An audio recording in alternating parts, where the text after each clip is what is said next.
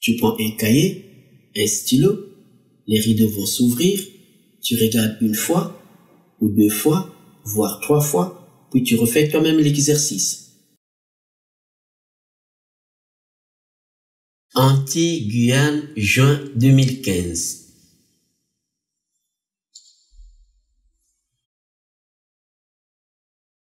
Exercice 4. Partie A. On considère l'algorithme suivant.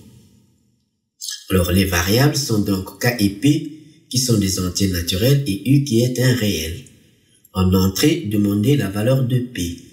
Au niveau du traitement, affectez à U la valeur 5, et pour K variant de 1 à P, affectez à U la valeur 0,5 qui multiplie U plus 0,5 qui multiplie K moins 1, le tout moins 1,5.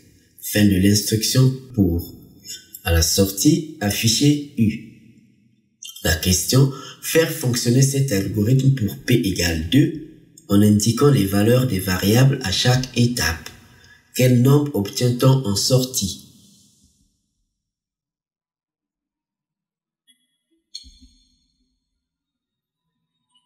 Partie A, on considère l'algorithme suivant. Nous avons donc l'algorithme, les variables sont K et P, qui sont des entiers naturels, U est un nombre réel. En entrée, il faut demander la valeur de P. Et au niveau du traitement, affecter à U la valeur 5, c'est-à-dire on initialise U à 5. Nous avons ici l'instruction pour qui est une boucle. Donc pour K variant donc de 1 à P, faire les instructions suivantes. On a une seule instruction. Donc affecter à U la valeur 0,5 qui multiplie l'ancienne valeur de U plus 0,5 qui multiplie K moins 1 moins 1,5. Fin de l'instruction de pour. À la sortie, on affiche U. On nous demande de faire fonctionner cet algorithme pour P égale 2 en indiquant les valeurs des variables à chaque étape. Et quel est le nombre qu'on obtient en sortie? Alors, en entrée, nous avons donc demandé la valeur de P. L'utilisateur donne P égale 2. Donc, l'utilisateur saisit 2. On a donc P égale à 2. On vient au niveau du traitement. Au niveau du traitement, on affecte à U la valeur 5. Donc, on initialise U à 5. Puis, on passe à l'instruction pour. Donc, c'est une boucle. Donc, pour K variant de 1 à P. Donc, ici, P égale à 2. Cela montre que K va varier de 1 à 2. Donc, il n'y a que 2 valeurs. K va prendre la valeur 1, puis K va prendre la valeur 2. Donc, ici, on nous dit affecter à U la valeur 0,5. U plus 0,5 qui multiplie K moins 1 moins 1,5. Donc, à chaque valeur prise par K, U va prendre une nouvelle valeur, c'est-à-dire 0,5 U plus 0,5 K moins 1 moins 1,5. Donc, on va faire varier K. Si K est égal à 1, on est ici. Donc, U va prendre la valeur 0,5 multiplié par l'ancienne valeur de U.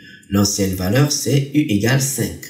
Donc, on aura U égale 0,5 fois 5 plus 0,5 qui multiplie 1 moins 1 parce que K égale à 1. Donc, on est ici. Et donc, moins 1,5. Alors, 1 moins 1 égale 0. Ce qui nous donne, on a donc 0,5 fois 5 qui nous donne 2,5 moins donc 1,5, ce qui est égal à 1. Donc, la valeur en mémoire de U, c'est maintenant 1, ce n'est plus 5. Donc, pour K égale à 2, c'est la dernière boucle. On a donc,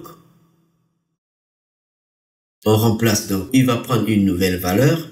Ça sera maintenant U égale 0,5 fois l'ancienne valeur. L'ancienne valeur n'est plus 5, mais c'est plutôt 1. Donc, on a U égale 0,5 fois 1 plus 0,5 qui multiplie 2 moins 1 parce que K égale à 2. Donc, 2 moins 1 moins 1,5. On fait les calculs, ce qui nous donne ici 0,5. Ici, on a 0,5, 2 moins 1, c'est 1. Donc, on a 0,5 fois 1 qui nous donne 0,5, puis moins 1,5. On fait les calculs. Ici, on a 1 moins 1,5, ce qui nous donne moins 0,5. Donc, étant donné que K est égal à 2, c'est la dernière itération. Donc, on sort de l'instruction pour et on vient à la sortie. On affiche donc la valeur mémoire de U, la valeur qui est la toute dernière valeur prise par U. On a donc U égale moins 0,5.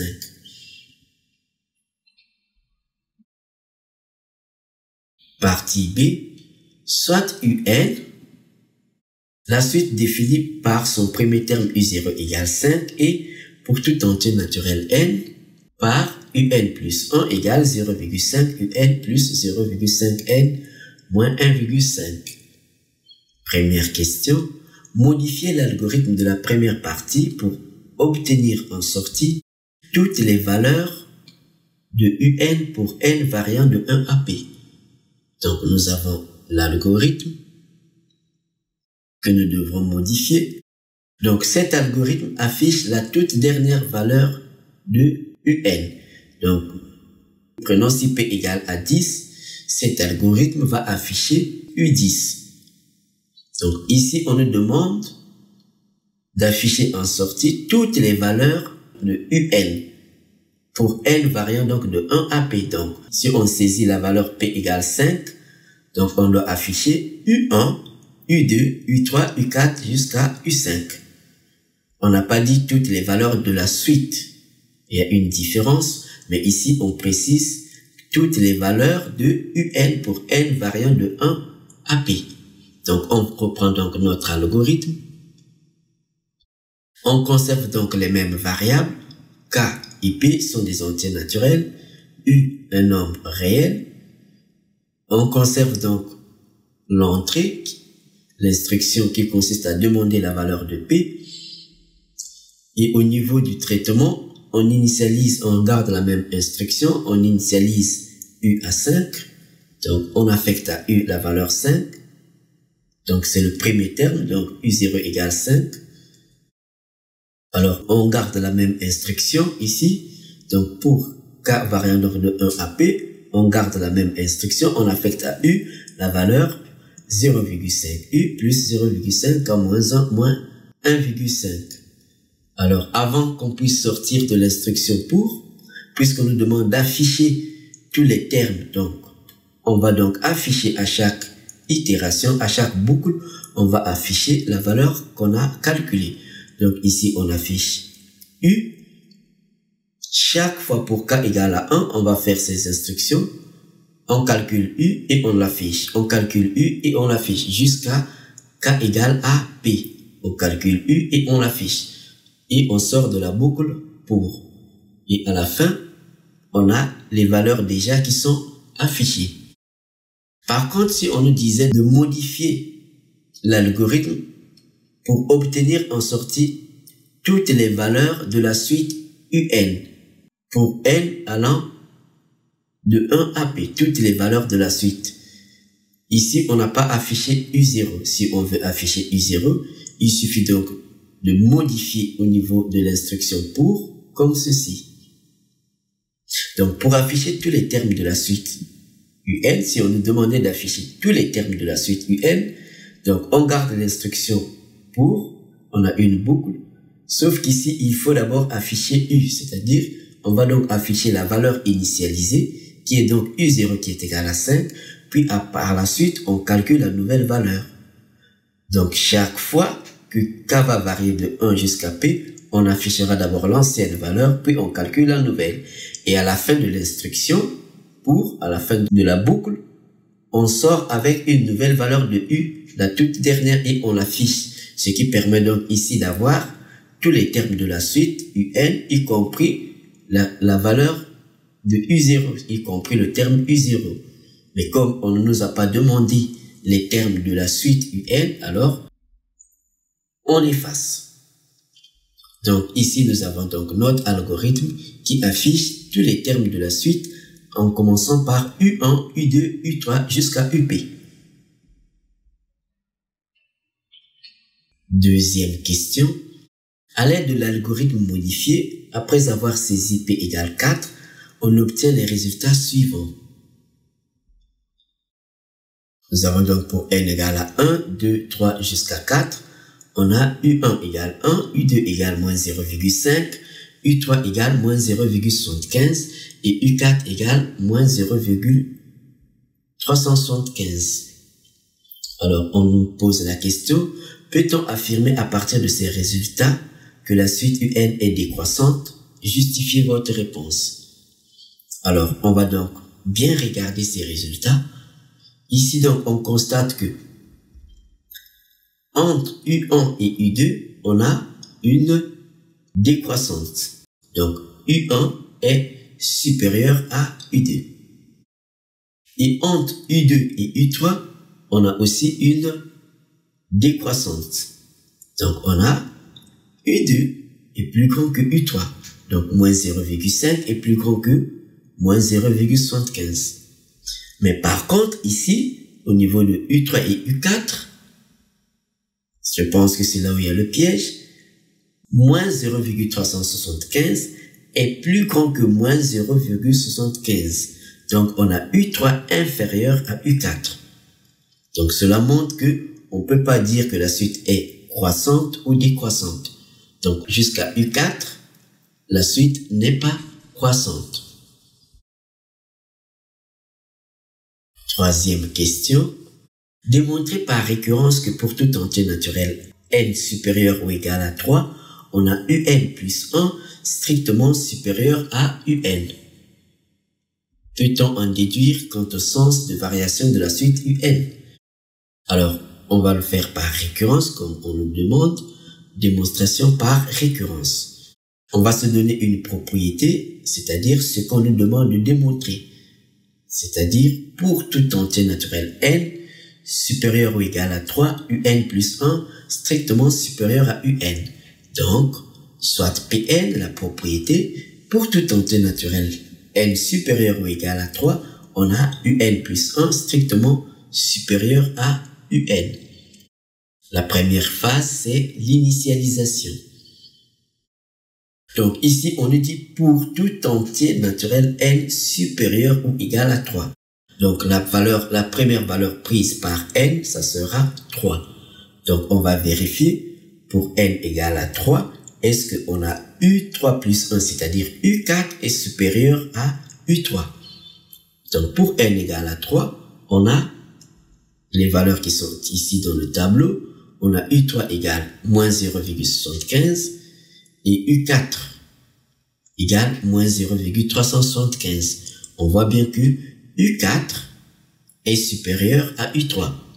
Donc, notre propriété Pn est vraie au rang n égale 3. On passe donc à la deuxième phase, l'hérédité.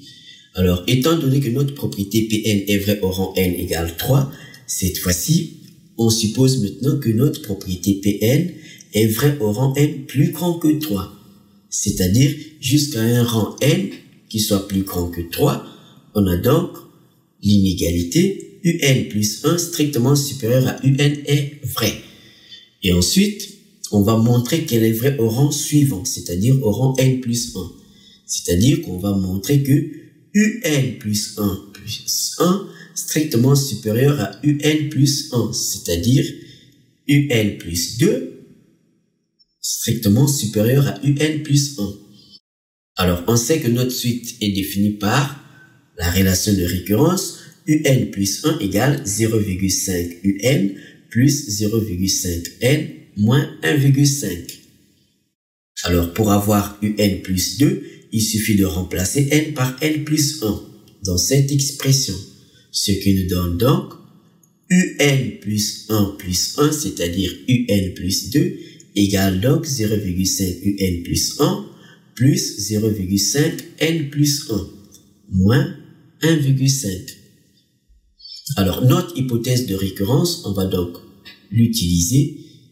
Nous avons donc l'hypothèse de récurrence qui est supposée ici vraie. On a un plus 1 strictement supérieur à un. Ici, nous avons un plus 2 qui est égal à 0,5 un plus 1. Alors, on va donc ici multiplier cette inégalité par 0,5. En multipliant par 0,5, cette inégalité, étant donné que 0,5 est positif, l'inégalité ne va pas changer de sens. Donc, partons donc de cette inégalité de notre hypothèse de récurrence. En multipliant par 0,5, on a 0,5 un plus 1 strictement supérieur à 0,5 un. Donc, pour avoir un plus 2, il suffit d'ajouter 0,5 qui multiplie n plus 1 et soustraire 1,5. Donc, dans chaque membre, nous devons donc soustraire 1,5. Et ici, dans le membre de gauche, on doit avoir 0,5 qui multiplie n plus 1. Alors, on va donc utiliser le fait que n plus 1 soit plus grand que n. Donc, on sait que pour tout entier naturel n, on a n plus 1 est plus grand que n. Exemple, si n égale 3, on a 4 est plus grand que 3. Donc, on va donc multiplier cette inégalité par 0,5. En multipliant par 0,5, nous obtenons donc l'inégalité ne va pas changer de sens. On a donc 0,5 facteur de n plus 1 supérieur à 0,5 qui multiplie donc n. Donc, les deux inégalités, on fait donc l'addition membre-membre, ce qui nous permet donc d'avoir, on a 0,5 un plus 1 plus 0,5 qui multiplie n plus 1 strictement supérieur à 0,5 un plus 0,5 n. Alors, pour avoir un plus 2, il suffit donc d'ajouter dans chaque membre moins 1,5. Donc, à gauche, moins 1,5, à droite, moins 1,5. À gauche, on obtient un plus 2 et à droite, on obtient un plus 1.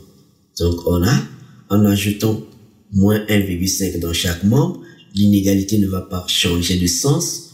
Nous obtenons donc 0,5 un plus 1 plus 0,5 qui multiplie n plus 1 moins 1,5 est strictement supérieur à 0,5 un plus 0,5 n moins 1,5. C'est-à-dire, ici, on a donc un plus 2 strictement supérieur à un plus 1. On conclut que notre propriété Pn est vraie au rang n plus 1. Donc, elle est héréditaire. En conclusion, la propriété Pn, notre propriété Pn est vraie au rang n égale 3. Elle est héréditaire. Donc, pour tout entier naturel n supérieur ou égal à 3, on a bien un plus 1 strictement supérieur à un. Ensuite, on nous a posé la question, que peut-on en déduire quant au sens de variation de la suite un? Alors, on a vu que pour tout entier naturel n, d'après la question précédente, pour tout entier naturel n supérieur ou égal à 3, on a un plus 1 strictement supérieur à un. Donc, en faisant la différence, un plus 1 moins un, on a donc un plus 1 moins un est strictement supérieur à 0. On conclut que la suite un est une suite qui est strictement croissante à partir de n égale à 3. Quatrième question. Soit Vn la suite définie pour tout entier naturel n par Vn égale 0,1 un moins 0,1 qui multiplie n plus 0,5. Question. Démontrer que la suite Vn est géométrique de raison 0,5 et exprimer alors Vn en fonction de n. Alors, un petit rappel de cours sur les suites géométriques. Un est une suite géométrique de raison Q si et seulement si nous avons, pour tout entier naturel n, un plus 1 égale QUN. Donc, on va appliquer cela à notre suite Vn. Donc, par définition, nous avons donc notre suite Vn qui est définie par la relation de récurrence. Vn égale 0,1 un moins 0,1 qui multiplie n plus 0,5. Donc, pour avoir Vn plus 1, il suffit de remplacer dans cette expression n par n plus 1. Ainsi, nous obtenons donc, en remplaçant n par n plus 1 dans l'expression de Vn, on trouve Vn plus 1 qui est égal donc à 0,1 un plus 1 moins 0,1 qui multiplie donc entre parenthèses n plus 1 plus 0,5. Alors ici, on a un plus 1. On sait que notre suite un est définie par la relation un plus 1 égale 0,5 un plus 0,5 n moins 1,5. Donc, on va remplacer la valeur de un plus 1 dans l'expression de vn plus 1.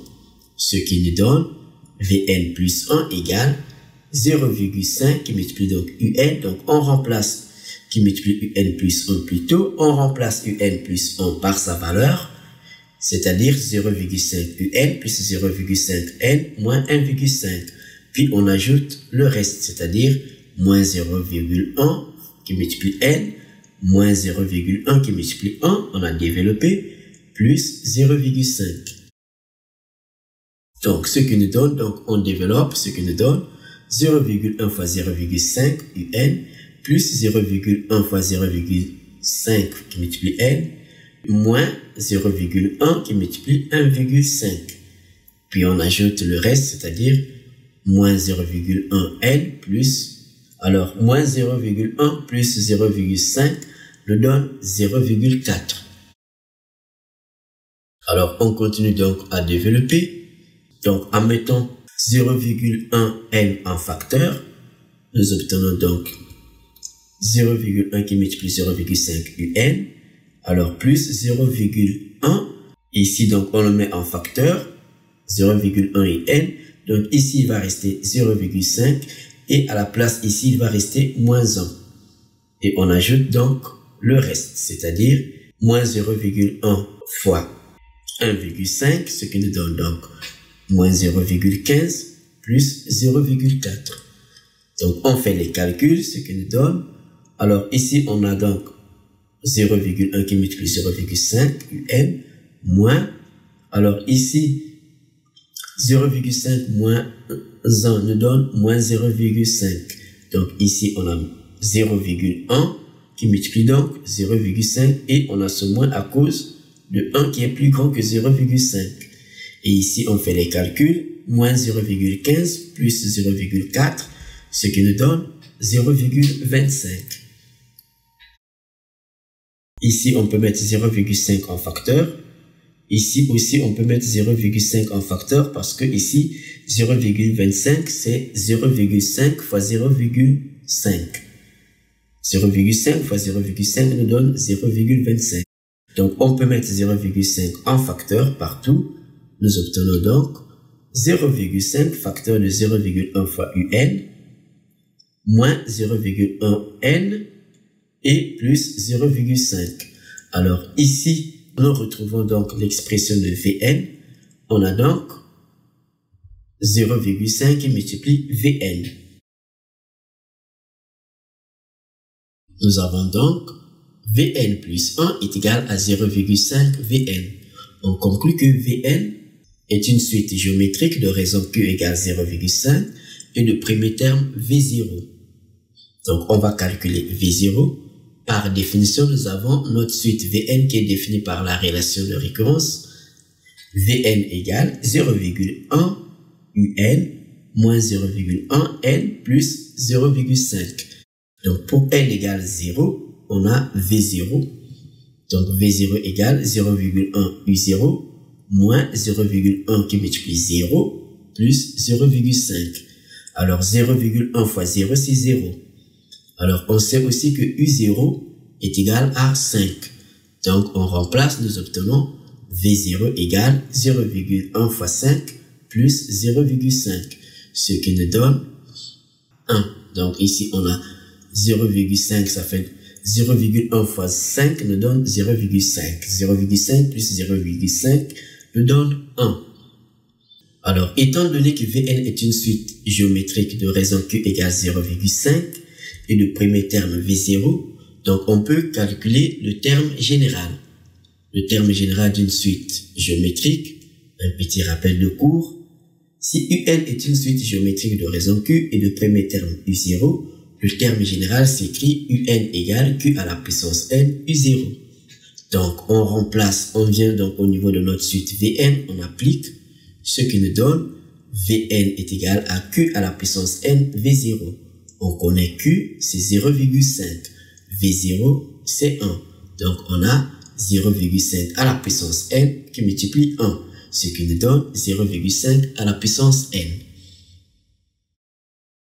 Cinquième question.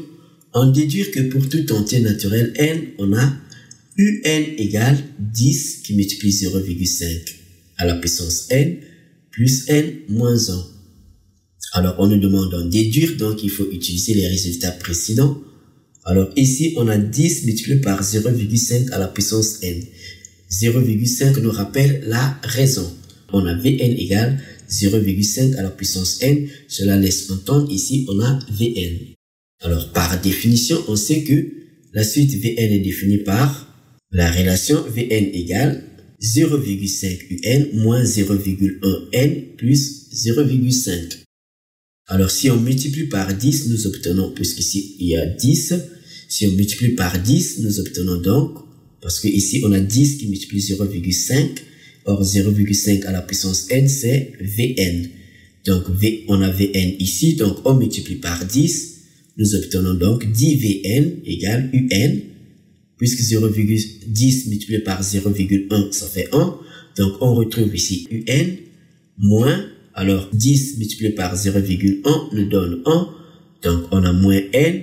Et 10 multiplié par 0,5 nous donne 5. Donc, on a 10 Vn égale un moins n plus 5.